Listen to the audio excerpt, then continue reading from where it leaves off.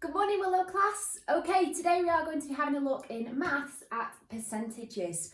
And we're looking specifically at the percentage of an amount, okay? So I'm going to do an example on the board for you. We're then going to write a success criteria based on this example, and then I'm going to give you another two to do on your own before you move on to do your activities below, okay? So the first question is 16% of 220. So I'd like you just to have a little think for me about how we would do this. Now remember, when we look at the percentage, we look at it's out of 100, okay? So if it was 16% of 100, then 16% of 100, because it's already out of 100, is 16, okay? So what we need to do to work this out is find, first of all, the tens and the units, okay? Now, when we look at the tens, I always say find 10% of the number and then find 1% of the number once we have got, so then we've got the tens and the units, okay? And then we can look at what we need to do to this to actually make it compatible with our 16%. So the 10%, if you remember, to find 10% of a number, how many tens go into 100? Remember, that's what this is ultimately out of because it's a percentage. So how many tens go into 100? That's 10. So therefore, we need to divide our number by 10, okay? So 220 divided by 10, how many tens go into 220? So we know that when we divide by 10, we move our numbers one place to the right. Therefore, our answer is 22, okay? Then when we find 1%, we need to look at how many ones go into 100, and we know that 1 goes into 100 times. Therefore, to find 1%, we need to divide this number by 100. So again, to divide by 100, we move our numbers to the right, and we move them 2 places to the right. Let me just draw that to remind you. If I have got 220 here, and this is where my decimal point would go. So this is my units, this is my tens, this is my hundredths. And then here I've got tenths, and here I've got hundredths. Okay? So to divide by 100, which is how I find 1%, I move them 2 places to the right. So this should just be a refresher because we have done this before. So my answer is 2.20, which is the same as 2.2. Okay, so I found 10% and I have found 1%. Let me just rub this little bottom bit out for you to help us, give us a bit more space. So once I have got those, do I need to do anything to the 10% to find 10%? I don't, okay? Do I need to do anything to 1% to get 6? I do. To get 6%, I need to times the 1% by 6, okay? So therefore, I times this by 6. So we know that 2 times 6 is 12, and 0.2 times 6 is 1.2. Therefore, it is 13.2. If you need to do a written calculation for that, so if you need to do 2.2 multiplied by 6, like that, then you can do, okay? But I obviously want you to do the quickest method, which for that, nice and simply is in your head.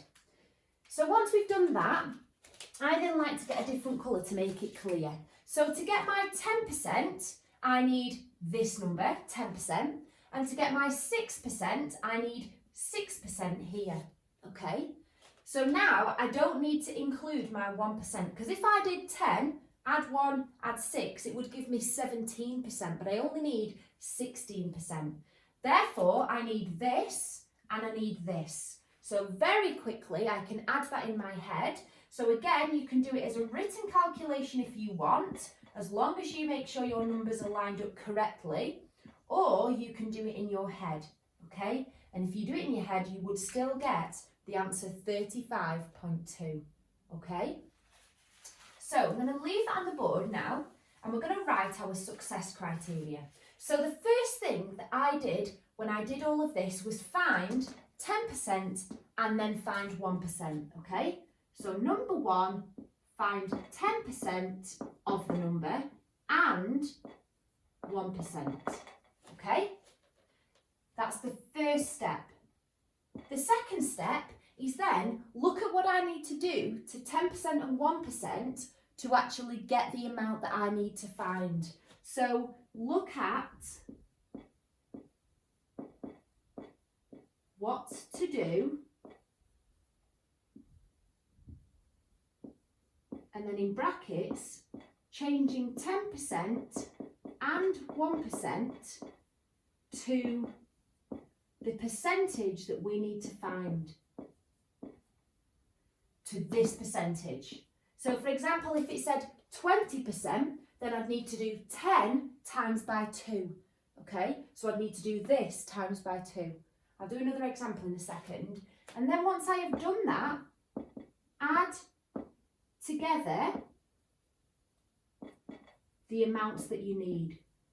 So you can see that I added together the 22, because that was what 10% was, and then I added the 13.2, because that was 6%, and I needed 10 and 6, which was 16, okay?